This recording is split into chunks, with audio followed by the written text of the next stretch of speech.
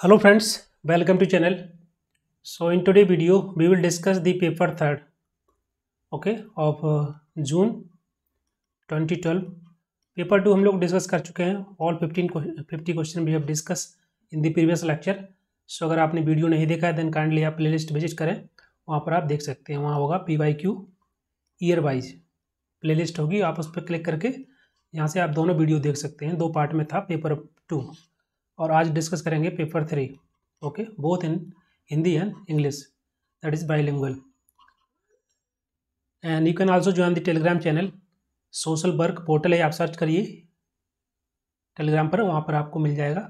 यहाँ पर आप मुझे टेक्स्ट कर सकते हैं, मैं आपको जोड़ दूंगा इस ग्रुप से, ताकि आप तक सभी इंपॉर्टेंट नोटिफिकेशन पहुँचते रहें. जो भी इंपॉर्टेंट नोटिफिकेशन है, वीडियो लिंक जो भी मैं शेयर करता हूँ इसी ग्रुप में शेयर कर देता हूँ. सो आप इसको ज्वाइन कर लीजिए. और अगर आप पेड ग्रुप ज्वाइन करना चाहते हैं फॉर दी वर्किंग प्रोफेशनल, जो भी जॉब करते हैं कहीं NGO किसी कंपनी में, उनके पास अगर समय नहीं होता है तो वो उनके टाइमिंग के अकॉर्डिंग यहाँ पर एक स्पेशल क्लासेस उनके लिए ऑफर की जाएंगी थ्रू दी क्रैश कोर्स. और जो भी हम एक स्टूडेंट है वो भी ज्वाइन कर सकते हैं, उनके लिए फाउंडेशन कोर्स है. You can text me on this number, मैं आपको इसकी डिटेल आपको शेयर कर दूंगा. Okay, now let start the first question. Field work in social work aim at. Social work में जो फील्ड वर्क किया जाता है उसका क्या उद्देश्य होता है, ये बेसिकली पूछा गया. What is the aim of the field work in social work? It is for the development of the professional skills को, कौशल को बढ़ाने के लिए, उसको विकसित करने के लिए. Interrogation of the classroom learning with the field practice और क्लासरूम लर्निंग जो होती है सोशल वर्कर्स की एज ए प्रोफेशनल, उसको इंटीग्रेट करने के लिए, उसको जोड़ने के लिए. And option number third, development of the service mentality को डेवलप करने के लिए, कि मतलब एक जो भावना होती है लोगों के प्रति, काम की उनके प्रति उनको सर्विस देने की मेंटालिटी को डेवलप करना. या development of the career orientation, क्या ये कैरियर ओरिएंटेशन को डेवलप करने के लिए होता है. सो आपको बताना है कि ये जो फील्ड वर्क किया जाता है सोशल वर्क में, उसका क्या मेन उद्देश्य होता है. Development of professional skills. Of course आप केवल किताबी ज्ञान से आप एज ए सोशल वर्कर नहीं बन सकते हैं. You have to go in the field and visit the field, so then it can develop more professional skills. So ये पहला सही हो जाएगा. एंड ऑप्शन सेकंड जो दिया है, integration of the classroom learning with the field work. जैसे हमने आपको बताया कि as a professional social worker you have the knowledge of the books and all the theories and all these things, technical things, but you have to visit the field. So it is kind of the integration of the classroom learning with the field work. आपको किताबी ज्ञान होता है, but जब तक आप field visit नहीं करेंगे आपको जो फील्ड प्रैक्टिस, फील्ड का एक्सपीरियंस जो होगा वो क्लासरूम लर्निंग के साथ जुड़ेगा. तो ये दोनों सही है. Development of the social service mentality and career orientation, ये इसका मेन फोकस नहीं होता है. यहाँ पे लिखा है मेन एम क्या, उद्देश्य क्या होता है, तो इस उद्देश्य के साथ नहीं जाता ना कोई सोशल वर्कर क्यों, that is related to career orientation. Of course this is but it's not part of this aim. Okay, so ये दोनों सही हो जाएंगे. Now you can see option first will be correct. Okay, next question number second. The goal of social work is. Social work का क्या गोल होता है, क्या लक्ष्य है, समाज कार्य का क्या लक्ष्य होता है. To reduce the social tension, समाज में जो भी तनाव पनप रहा है उसको कम करना. To provide the service to the all, सभी को सर्विस सहायता प्रोवाइड कराना, सर्विस प्रोवाइड करना, सेवाएं देना. And to promote social justice, social justice को प्रमोट करना, सामाजिक न्याय को बढ़ावा देना समाज में, सोसाइटी में. And to service the elite class, जो एलीट क्लास होती है उसको सर्विस देना. सो ऑफकोर्स डी तो होगा नहीं, ये तो आपको पता ही होगा. And you can see here all the three option A and B and C. So आप बताइए कौन सा करेक्ट होगा. Now look at this option number second, to provide service to all. Of course it is not for that, it's not for all. The service for the particular people like those require the help, some kind of help. So उनको केवल देना, सबके लिए नहीं है, specific लोगों के लिए है जिनको ज़रूरत है हेल्प की. They need the help the person. So ये भी आपका कट जाएगा. Now to reduce the social tension, social tension के लिए नहीं होता है, बहुत सारे एस्पेक्ट होते हैं सोशल वर्क के. ओके, सो ये भी, और इसमें और आप सी में देखेंगे तो जो ऑप्शन नंबर सी है वो ज़्यादा आपको करेक्ट लगेगा, specially for this social work goal like the to promote the social justice. Okay, सामाजिक न्याय प्रोवाइड कराना. तो ये ठीक है, ऑप्शन नंबर सी आपका करेक्ट हो जाएगा. Now question number 3, arrange the following international years in the chronological order of their observance. कब इनको मनाया जाता है, कब ऑब्जर्व किया जाता है, उसके अकॉर्डिंग आपको क्रोनोलॉजी में लगाना है। Okay, so there is the 4 international year. International year of the cooperatives, international year of the forest, international year of the youth and international year of human rights learning. So you should know all these year. Like the international year of the cooperatives, ये कब observe किया जाता है?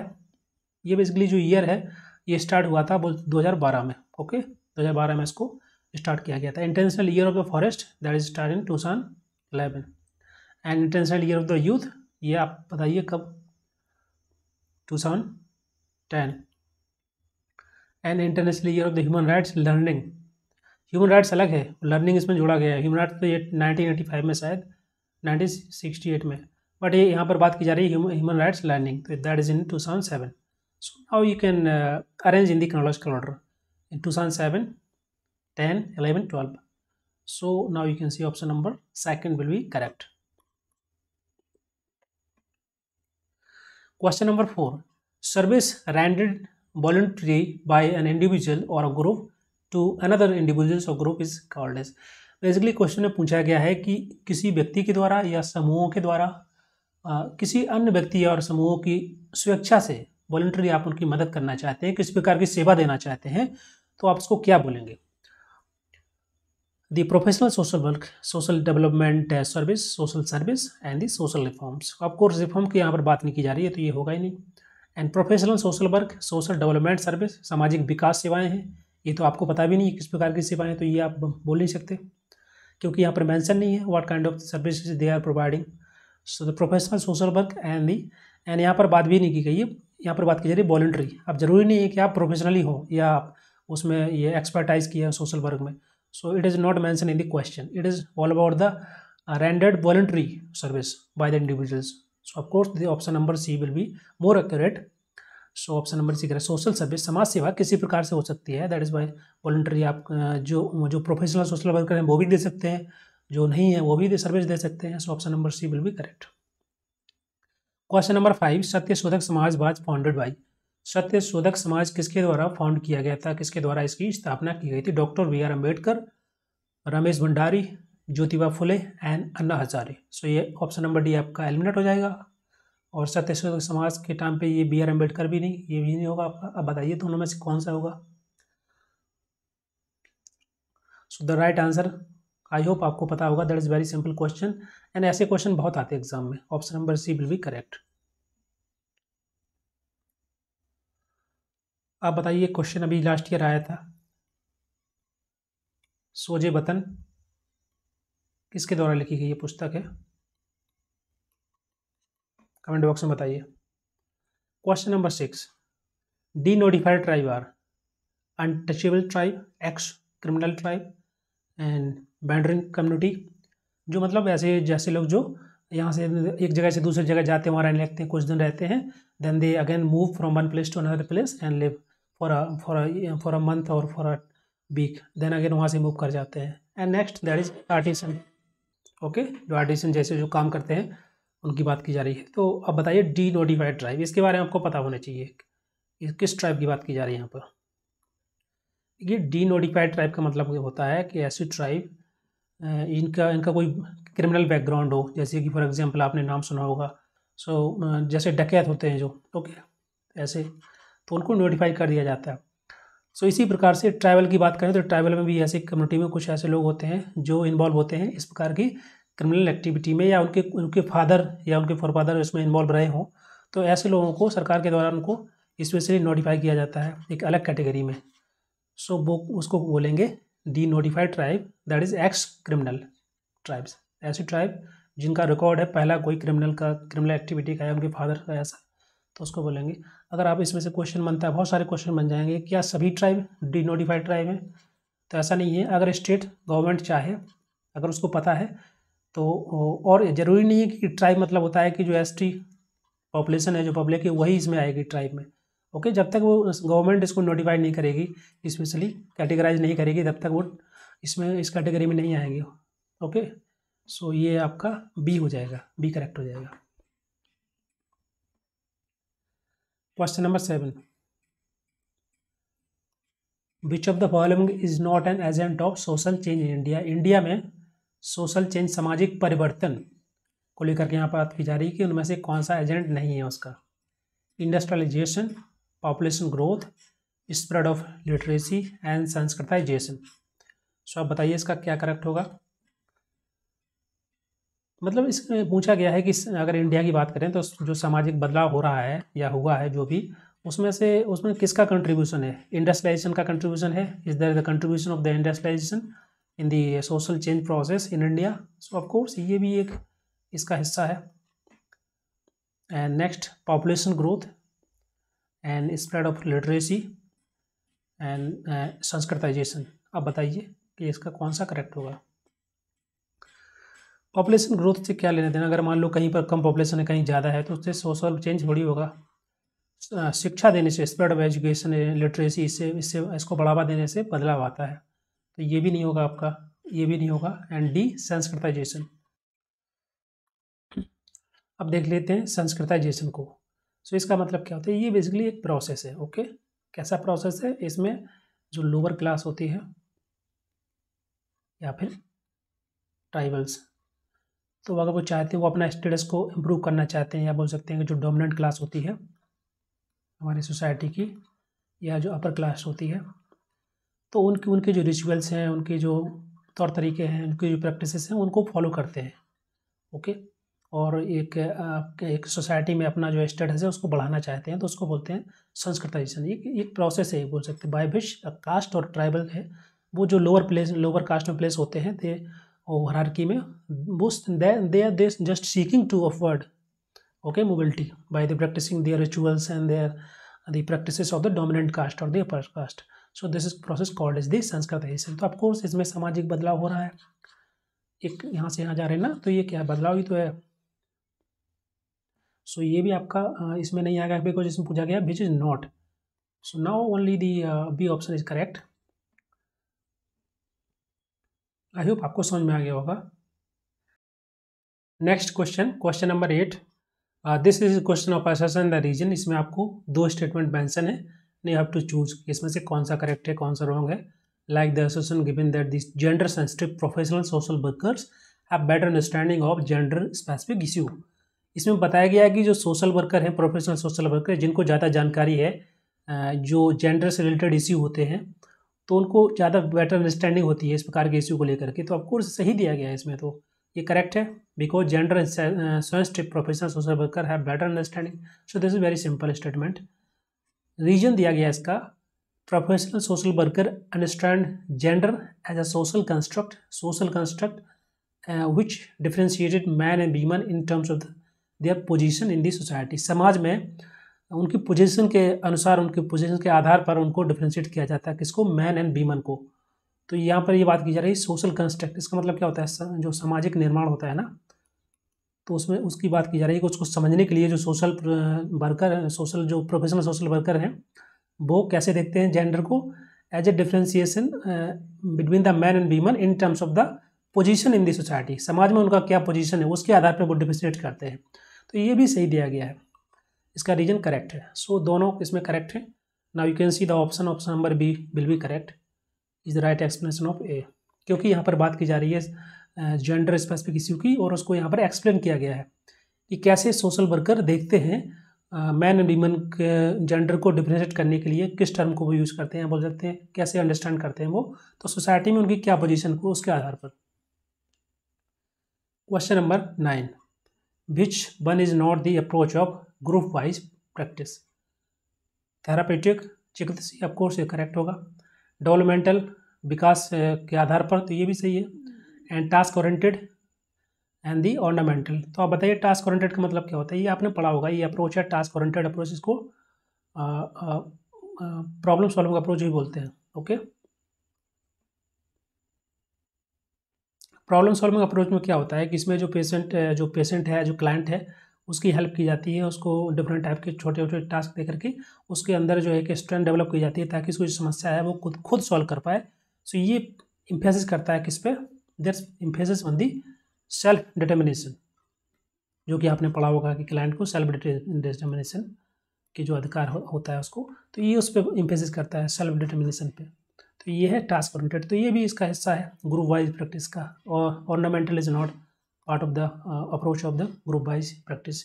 तीनों के बारे में आपने पढ़ा भी होगा ना। Question number 10, Spencer hatch was associate with. यहाँ पर बात की जा रही है, कुछ इंपॉर्टेंट प्रोजेक्ट के नाम दिए गए हैं, जैसे कि Nilokheri, Firka experiment, Etawah project and Marthandam project. Last पिछले वीडियो में मैंने डिस्कस किया था इसकी मर्थांडम प्रोजेक्ट के बारे में, आपको पता होगा। एंड दी स्पेंसर हैच किससे रिलेटेड है बताइए आप। Question number 10 so basically related है मर्थांडम प्रोजेक्ट से स्पेंसर हैच। अब अच्छा, ये जो रिमेनिंग है इनको बता दीजिए, क्योंकि क्वेश्चन में कुछ भी पूछा जा सकता है। इन तीनों के बारे में आपको पता होना चाहिए। नीलो कैरी एक्सपेरिमेंट के बारे में क्या है, और ये जो फिरका एक्सपेरिमेंट चलाया गया था इटावा प्रोजेक्ट किससे रिलेटेड है।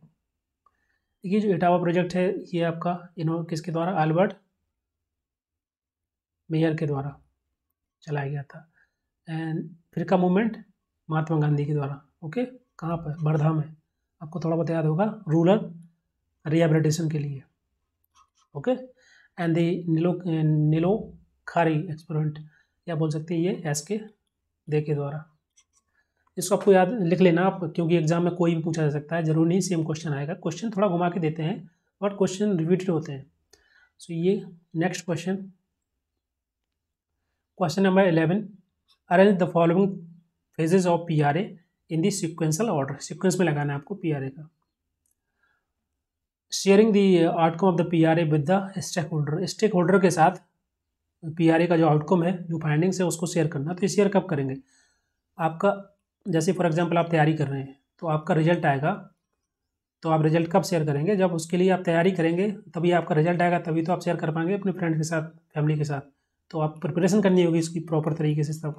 इसी प्रकार से पीआरए की अगर बात करें, जस्ट एग्जाम्पल लेके, तो सबसे पहले आप ये जो है स्टेक होल्डर जो हैं, जो कि तो उनके साथ शेयर जब करेंगे ना, पहले उसकी स्ट्रैटेजी बनाएंगे आप प्रॉपर तरीके से, प्रिपरेशन करेंगे प्लान की, उसके बाद ही आप शेयर कर पाएंगे जो भी आउटकम होगा। आउटकम कैसे आएगा, सो सबसे पहले क्या आएगा, report building. Okay, report building का मतलब क्या होता है कि जो भी स्टेक होल्डर है तो उससे उसके साथ मिलना जुलना, बैठना, उनको समझना, अंडरस्टैंड करना, ताकि आप उनके साथ जब बैठ कर जो भी डिस्कशन करेंगे, जो भी प्लान बनाएंगे, सही तरीके से उसका आउटकम आ सके। तो that is called as report building and sensitization and preparation for micro plan and situational analysis and solution designing. ये भी सेकंड आएगा, पहले थर्ड आएगा फिर सेकंड आएगा। ओके, जो भी सिचुएशन उसका एनालिसिस करना, then design for the solution, and then next आएगा आपका preparation for the micro plans.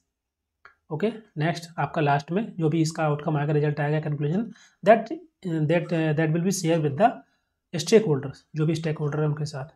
So the third, second, fourth and first. So this option now you have to see third, second, fourth, one. So option number B will be correct. Question number 12. The method of research used in the census study. census study में कौन सा आप method use करते हैं बताइए। Research, case study, सर्वे, कॉजी, experimental. अब experimental कहाँ से होगा, ये तो सेंसस स्टडी है, ऑलरेडी डेटा अवेलेबल है आपके पास। डेवलपमेंटल ये भी नहीं होगा। अब बताइए केस स्टडी कहाँ होती है। देखिए, case study is the study of any particular phenomena, any particular person, यानी ऐसी किसी पर्टिकुलर सिचुएशन के बारे में आप डीप स्टडी करते हैं, उसको केस स्टडी बोलते हैं। ये सेंसस है, यहाँ पर सर्वे होगा, ये आपने सुना भी होगा। So option number B correct हो जाएगा इसका। Question number 13, a research with limited understanding of problem under study adopt experimental, descriptive, exploratory, all of the above. Question पूछा गया है कि आप बताइए कि आप कौन सी रिसर्च स्टडी का यूज करेंगे जब प्रॉब्लम प्रॉपर तरीके से डिफाइन ना हो, आपको पता ना हो कि प्रॉब्लम क्या है, तो आप कौन सी स्टडी का यूज करेंगे रिसर्च टेक्निक का, एक्सपेरिमेंटल, डिस्क्रिप्टिव, एक्सप्लोरेटरी और ऑल द अबव। सो ये तो होगा ही नहीं, क्योंकि ये तो ए भी नहीं है, तो आपका सी करेक्ट होगा। सी क्यों करेक्ट होगा, एक्सप्लोरेटरी रिसर्च में क्या करते हैं आप, जैसे आपको पता नहीं है फॉर एग्जाम्पल कि जैसे कोई कंपनी है, ओके, कंपनी में कोई प्रोडक्ट को लॉन्च किया जा रहा है, तो उनको पता नहीं ना मार्केट में क्या उसका क्या, इसका मार्केट में जब लेके आएंगे तो उसकी सेलिंग होगी नहीं होगी, क्या है उसका, तो वो सब चीज़ पता नहीं होता है, तो ये उसे बोलेंगे कि प्रॉब्लम पूरी से डिफाइन नहीं है। तो यहाँ पर आपकी होगी exploratory research. So option number C correct हो जाएगा। Question number 14, a basic unit of analysis in a given research study is called as. Research study में सबसे छोटी बेसिक यूनिट क्या होती है बताइए। जब आपने अगर कॉलेज में भी रिसर्च वर्क किया होगा सेमेस्टर में, तो आपने लिखा होगा बुक में, या फिर आप अगर फील्ड में गए होंगे तो आपको पता होगा रेस्पोंडेंट होते हैं या सैंपल या यूनिवर्स। कि यूनिवर्स बड़ा होता है, उसके अंदर सैंपल आता है, सैंपल्स आएंगे, सैंपल के अंदर रेस्पोंडेंट होता है। ओके, तो रेस्पोंडेंट पहले आएगा, सैंपल फिर universe. So the first one will be correct because basic unit के बारे में पूछ रहा है वो। Question number 15, the extent of difference between population parameter and the sample statistics is called as. Statistics तो नहीं बोलेंगे ना इसको, यहाँ पर डिफरेंस की बात की जा रही है। नन ऑफ द होगा ही नहीं क्योंकि ये आपका गलत है। सैंपल बायस ये भी नहीं है, सैंपल एरर करेक्ट होगा। यही होता है आपका पॉपुलेशन पैरामीटर और सैंपल स्टैटिक्स के बीच का डिफरेंस।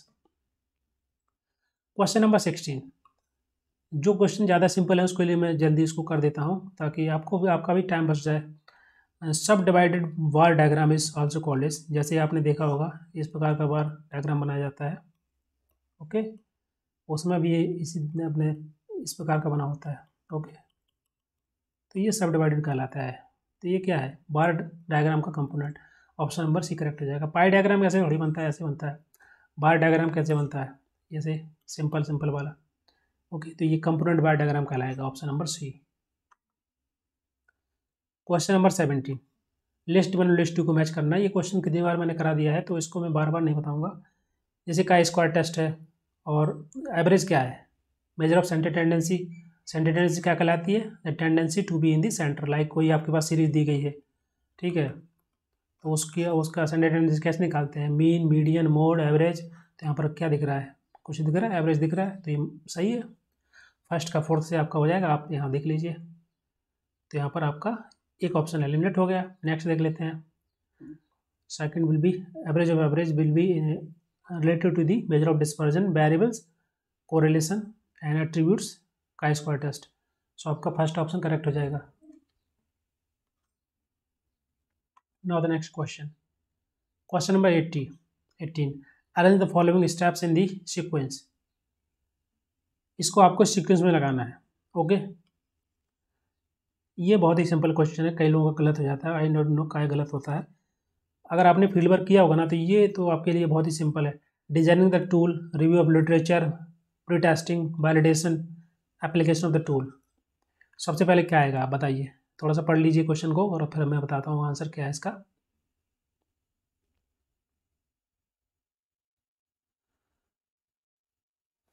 सो आप देख लीजिए यहाँ पर दिया गया एप्लीकेशन ऑफ टूल। टूल मतलब क्या है, यहाँ टूल मतलब कुछ नहीं है। जैसे आप रिसर्च वर्क करते हैं तो वहाँ पर जो भी आप मेथडोलॉजी यूज करने वाले हैं, जो भी रिसर्च डिज़ाइन बनाते हैं, तो उसको जब बाद में इम्प्लीमेंट करते हैं ना वर्क करने के लिए, तो ये पहले नहीं आएगा ना, सबसे लास्ट में आएगा। वैलिडेशन, रिव्यू ऑफ लिटरेचर, ये आपका पहले ही आएगा। सो फर्स्ट आएगा second. Now you can see option में किस में सेकंड दिया है, फर्स्ट में, ये आपका एलिमिनेट हो गया। ऑप्शन बी भी एलिमिनेट हो जाएगा, सी भी हो जाएगा। Now the only option number D will be correct. तो आप अगर देखिए यहाँ पर, अगर आपको केवल एक पता है तब भी आप लगा सकते हैं। ओके, फिर भी आपको पता होना चाहिए, ऐसा नहीं है, क्योंकि ये क्वेश्चन जो है अच्छा क्वेश्चन है, एग्जाम में पूछा भी जाता है इससे। सो ये इरेज नहीं हो रहा है, यस। ये जो क्वेश्चन है इस प्रकार का एग्जाम में पूछ लिया जाता है, इंटरव्यू में पूछा जाता है और वाइवा में पूछा जाता है एक क्वेश्चन। तो काइंडली आप इसको करेक्ट करना अच्छे से ऑर्डर में लगाने के लिए। तो ये आपका डी हो जाएगा। Question number 19, so this is the question of assertion reason. So there is the two statement, यहाँ पर पढ़िए दोनों स्टेटमेंट को, बताइए कि कौन सा आपका करेक्ट हो जाएगा। Setting a hypothesis on a logical framework result in the good research output. अगर आप एक लॉजिकल फ्रेमवर्क के आधार पर जो हाइपोथेसिस बनाते हैं, सो उससे एक अच्छा रिजल्ट आउटपुट आएगा। तो जरूर आएगा, ये तो सिंपल ही है। इसका रीजन दिया गया है क्योंकि setting a rational hypothesis is a pre request for the fruitful result. Pre request का मतलब होता है पहले से ही निर्धारित है, आप बोल सकते हैं कि जो चीज़ अगर ऐसा आप फॉलो करेंगे तो आप ऐसा रिजल्ट पाएंगे। सो इसका मतलब ये होता है। So setting a rational hypothesis, of course you are going to be got the fruitful research. So ये भी सही है, दोनों करेक्ट हो जाएंगे और रही सही एक्सप्लेनेशन भी है। Question number 20, arrange the following types of data in order of their complexity. Complexity के आधार पर आपको ऑर्डर में लगाना है। यहाँ पर लिस्ट दी गई है, इंटरवल, रेशियो, ऑर्डिनल, नॉमिनल। अब इनके बारे में आपको थोड़ा पता होना चाहिए ये क्या सीन है। ये नॉमिनल क्या होता है? नॉमिनल का मतलब होता है कि बेस्ट, जैसे कि नेम है, नेम के आधार पर उनको अलग करना, जेंडर, मेल फीमेल, ओके ना, जैसे कलर, ब्लैक ब्राउन, ये हो गया आपका नॉमिनल ऑर्डर। नेक्स्ट आप देख लेते हैं इसमें कौन सा ये है, ऑर्डिनल। ऑर्डर मतलब ऑर्डर में लगाना। ऑर्डर में कैसे लगाएंगे? फर्स्ट रैंक है जैसे क्लास में स्टूडेंट, सेकंड रैंक, इस प्रकार से, ओके। जैसे कि आप देख लीजिए स्टेटस में पुअर, रिच, ठीक है, मिडिल क्लास, तो ये क्या हो गया ऑर्डिनल हो गया। और रेशियो में क्या होगा, या इंटरवल देख लेते हैं। इंटरवल जैसे कि इसमें आपका दोनों आ जाएगा, नॉमिनल भी आ जाएगा प्लस ऑर्डिनल भी आ जाएगा, एक प्रोपोर्शनल इंटरवल भी होता है, ठीक है।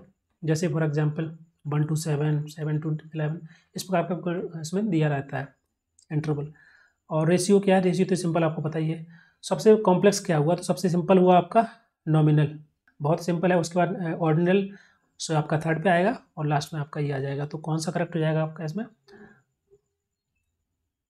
रेशियो सबसे लास्ट में आएगा, पहले आएगा नॉमिनल, ये next, first and third. So option number C correct हो जाएगा। इसको आप समझ लीजिए, पढ़ लीजिए अच्छे से, मैंने आपको बता दिया है। ये क्यों कॉम्प्लेक्स है? क्योंकि इसमें आपका इंटरवल में तीनों नॉमिनल भी आ रहा है, ऑर्डिनल भी आ रहा है, प्रोपोर्शनल इंटरवल भी आ रहा है, तो इसलिए ये ज़्यादा कॉम्प्लेक्स है। तो इसको उसी क्रम में लगाना है आपको। Question number 21, which of the following is not a ecological movement? कौन सा आपको बताने, कौन सा जो मूवमेंट है वो पारिस्थितिकी आंदोलन नहीं है? पानी पंचायत, चिपको, भूदान और ब्लैक एंड प्लांट। तो ऑफकोर्स यहाँ पर देख लीजिए, जो भूदान है, भूदान तो रिलेटेड है ज़मीन से लेकर के, ओके। सो ये नहीं होगा आपका, तो यही करेक्ट हो जाएगा। Question number 22, assertion reason question है, women participation in natural resource management NRM is essential for its success. And इसमें बोला गया है कि अगर प्राकृतिक संसाधन प्रबंधन में महिलाओं की भागीदारी होगी, महिलाओं का जो पार्टिसिपेशन होगा, that is the essential for its success, उसके सक्सेस के लिए आप बोल सकते हैं कि ये आवश्यक है। तो ये सही है, बिल्कुल आवश्यक है, भागीदारी होनी चाहिए। नेक्स्ट रीजन दिया है कि awareness and the empowerment of the women will enhance their participation. Participation कैसे बढ़ेगा? जब उनका एम्पावरमेंट होगा, अवेयरनेस बढ़ेगी महिलाओं के बीच में, तब इससे क्या होगा, उनका पार्टिसिपेशन भी बढ़ाएगा, इनहेंस होगा। तो रीजन भी सही दिया गया है। Now you can see the code option, ये फर्स्ट वाला करेक्ट हो जाएगा। Question number 23, which one of the following is not an objective of the social policy in India? India में बताना है आपको सामाजिक नीति भारत में कि उसमें किसका उद्देश्य, ये उद्देश्य नहीं है, विच is not the objective. Equality, ये आपका ऑब्जेक्टिव नहीं है, कि आपको होगा ये। सोशल जस्टिस, ये भी होगा। इंक्लूसिव ग्रोथ, ये तो ऑफकोर्स होगा ही। पॉपुलेशन ग्रोथ, इसका कोई लेना देना नहीं है, तो ये डी आपका करेक्ट हो जाएगा। Now the next question, question number 24, which of the following is not a social legislation? सामाजिक विधान, सामाजिक कानून, कौन सा इसमें से नहीं है? प्रोटेक्शन ऑफ सिविल राइट्स, ये ऑफकोर्स होगा, यहाँ पर बात की जा रही है सिविल राइट्स की। बेगर्स राइट, ये भी है, क्योंकि ये भी रिलेटेड है आपका सोशल लेजिस्लेशन से। राइट टू इन्फॉर्मेशन एक्ट, ये भी रिलेटेड है सोशल इन्फॉर्मेशन इससे, लेजिस्लेशन से। तो ये तीनों है। और फॉरेस्ट कंजर्वेशन एक्ट किसके लिए था? ये डिफॉरेस्टेशन को रोकने के लिए था, तो ये आपका इसमें नहीं आएगा सोशल लेजिस्लेशन में, ओके। सो डी करेक्ट हो जाएगा। Question number 25, what is the theme of Prime Minister High Level Committee, popularly known as the Sachar Committee? Sachar committee के बारे में आपको पता होगा, आपने पढ़ा होगा इसमें एमए में, अगर आपने MSW किया है, कोई भी सब्जेक्ट से किया होगा, थोड़ा सा नॉलेज होता ही है सचर कमेटी के बारे में। तो ये रिलेटेड है बेसिकली मुस्लिम कम्युनिटी को लेकर के, उनकी शिक्षा और उनकी इकोनॉमिक स्थिति को बढ़ाने के लिए, उनका जो एजुकेशन स्टेटस था उसके बारे में ये जो कमेटी थी, सचर कमेटी। तो ऑप्शन जो फर्स्ट है करेक्ट हो जाएगा। नाउ 20 क्वेश्चन नंबर 6, ये आपको बताना है कमेंट बॉक्स में कि इसका कौन सा आंसर करेक्ट होगा। सोशल ऑडिट के बारे में पूछा गया है, पढ़ लीजिए और आंसर बताइए अगर आप यहाँ तक पहुँच पाए हो 26 क्वेश्चन याद, ओके। सो आज के लिए इतना ही, थैंक यू वेरी मच। और नेक्स्ट वीडियो में डिस्कस करेंगे क्वेश्चन नंबर 26 से क्वेश्चन नंबर 50 तक। Thank you very much.